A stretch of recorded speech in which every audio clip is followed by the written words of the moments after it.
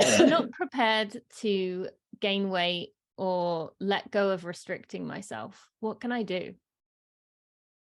Well, if you let go of restricting yourself, you're making an assumption that you're going to gain weight. Um, and if you do, it's because right now your body is too thin for its genetics. But instead of using the word gain weight, maybe you want to think about restoring your muscles, improving your bone density, and maybe having thicker hair, so that weight is not the issue, but it's health, and it's also quality of life. So if you're, thinking that, oh no, I have to like get fat in order to get my period, that is absolutely not the case. I've worked with many clients who have restored their bodies. Yes, the scale has gone up, but they have more muscle, they're more powerful, they look prettier, and they're just healthier. So think of this as a health issue and not a get fat issue. What if someone is thinking in response to that, I hear that on a logical level, but I just can't quite take it to heart to do something about that?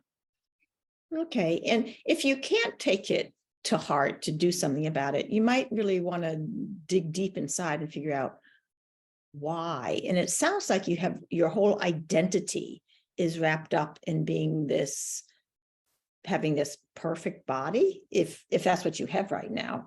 And so it gets to be an identity issue.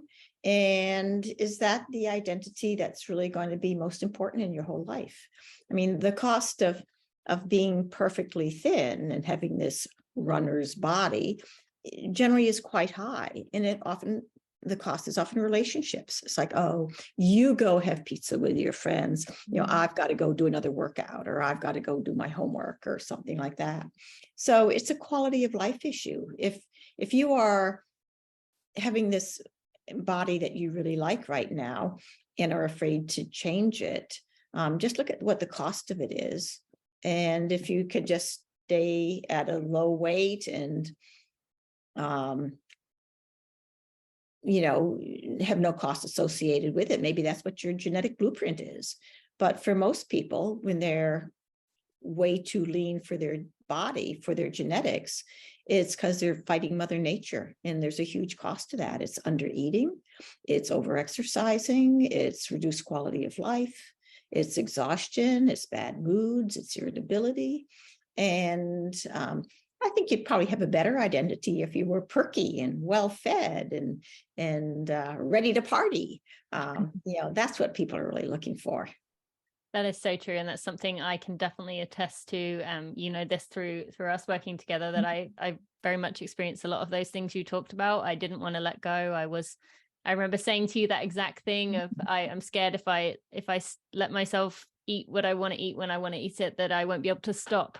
And you kind of said what you said there and assured me that I would. And it was hard to believe at times, but then I reached a point, and I remember this moment so clear, where it was like someone flicked off the switch and suddenly I wasn't hungry anymore. And it wasn't that I didn't get hungry, but it wasn't like this constant hunger. So yeah. So thank you for that. And I want to remind people watching this that yes, that is a terrifying thing to do, but if you trust yourself, you will balance yourself out in terms of that craving to stop. It will fade away. Yeah, you need to trust your body. Once upon a time, you were a normal eater and you ate when you were hungry and you stopped when you were content. And what happened? Yeah. You stopped eating when you were hungry, and then you don't stop eating when you're content. And so the fear of overeating and never stopping is just a result of having been denied and deprived and restricted. Yes. Thank you so much, Nancy.